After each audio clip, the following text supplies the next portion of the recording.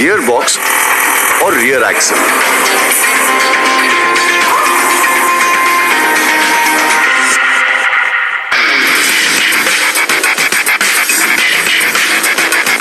Buckle up area में एक red sealant लगाकर रियर एक्सल को गियर बॉक्स से जोड़ते हैं।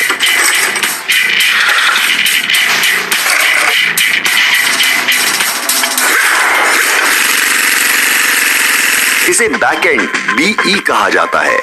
इस जॉइंट के बाद गियर बॉक्स में गियर ऑयल भरते हैं और गियर बॉक्स शाफ्ट लगाकर गियर की स्मूथ फंक्शनिंग चेक करने के लिए गियर टेस्ट करते हैं। टेस्ट ओके होने के बाद बैक एंड को क्रेन मूविंग असेंबली लाइन में ट्रांसफर करती है।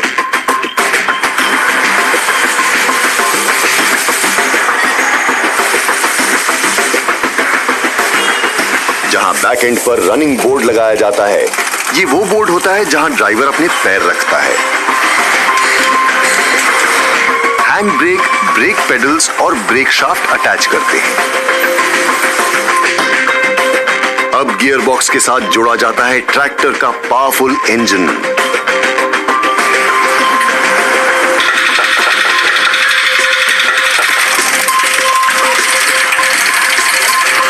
इसके बाद रियर एक्सल से हाइड्रोलिक लिफ्ट अटैच करते हैं।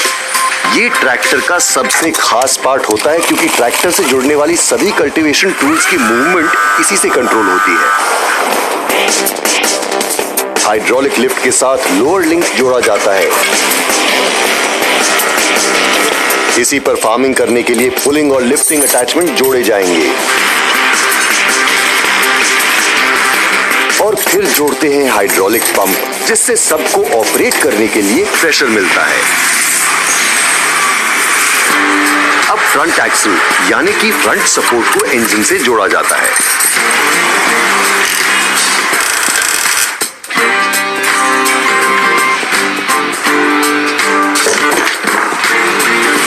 पावर स्टीयरिंग कॉलम को गियर बॉक्स से अटैच करते हैं।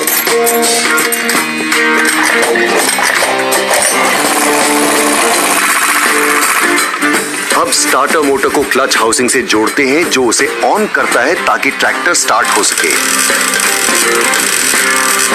ये लीजिए, इसी के साथ ट्रैक्टर की असेंबली हो गई पूरी। पार्ट्स की फिटिंग और प्लेसमेंट के लिए क्वालिटी चेक्स किए जाते हैं। स्ट्रक्चर को पेंटिंग के लिए पेंट शॉप भेजते हैं।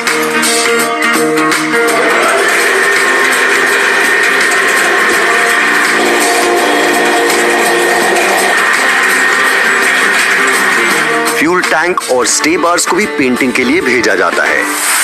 पेंट शॉप में पहले स्ट्रक्चर की धुलाई करते हैं और फिर अच्छे से सुखाते हैं।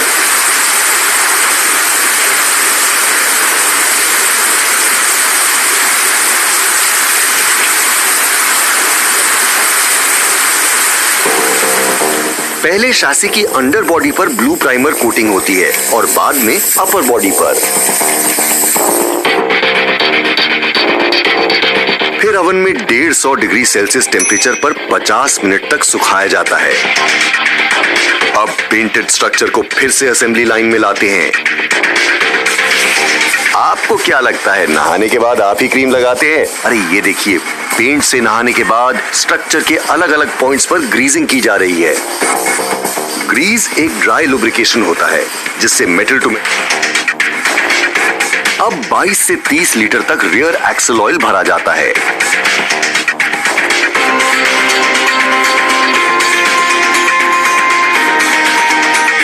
रियर एक्सल पर रियर व्हील फेंडर्स जोड़ते हैं।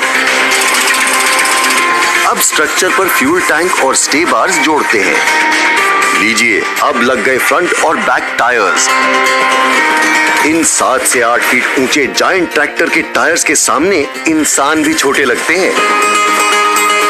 और 1930s में तो ट्रैक्टर के स्टील के व्हील्स होते थे।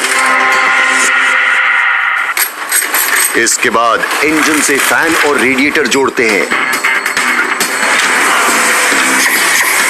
और फिर रेडिएटर में कूलेंट डाला जाता है।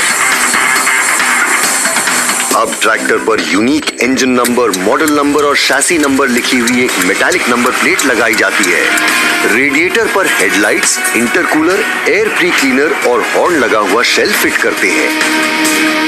फ्यूल टैंक के ऊपर स्पीडोमीटर, फ्यूल इंडिकेटर, हेडलाइट और ब्लिंकर इंडिकेटर्स लगा ये रियर हुड फिटमेंट फिट किया जाता है। इसके बाद सेंटर पैनल, स्टीयरिंग व्हील और सीट फिट करते हैं।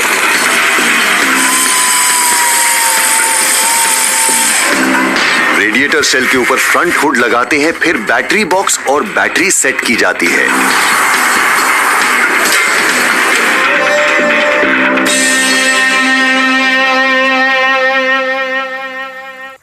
और एक वर्कर तैयार ट्रैक्टर को रोड टेस्ट के लिए ले जाता है।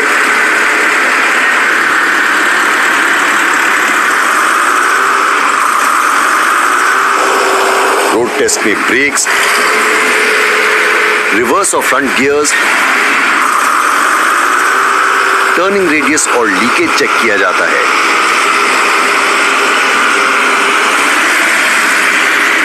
और एक बार ट्रैक्टर ओके होता है तो पहुंच जाता है शोरूम में, जहां से इसे खरीदता है एक किसान और बंजर जमीन को भी बना देता है अनाज की खदान।